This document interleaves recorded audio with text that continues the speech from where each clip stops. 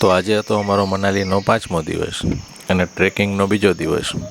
આજે અમે નથન વિલેજથી આગળ ટ્રેકિંગ કરવાનું શરૂ કર્યું.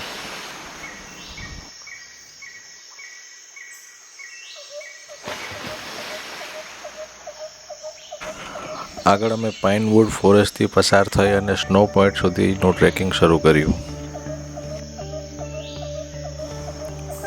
સ્નો પોઈન્ટ સુધીના ટ્રેકિંગમાં આપણે લંચ બોક્સ, પાણી અને ચા નાસ્તો વગેરે લઈને જવું પડે છે, કારણ કે ત્યાં કોઈ પણ જાતની વ્યવસ્થા હોતી નથી અને પાણીના ઝરણા હોય છે તે પણ થઈ જગ્યા હોય છે, એટલે પાણી પણ મળતું નથી. તો આખા દિવસ દરમિયાન આપણે જેટલા પાણીની જરૂરિયાત છે તેટલું પાણી પણ સાથે લઈને ચાલવું પડે છે.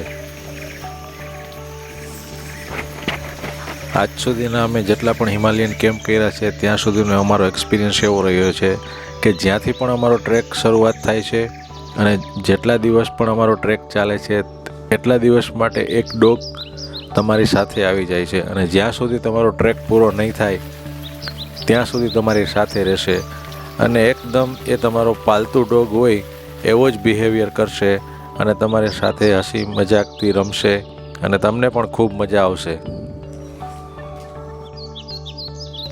તમે પણ નેક્સ્ટ ટાઈમ જ્યારે ટ્રેકિંગમાં જાઓ ત્યારે આ અનુભવ જરૂરથી લેજો.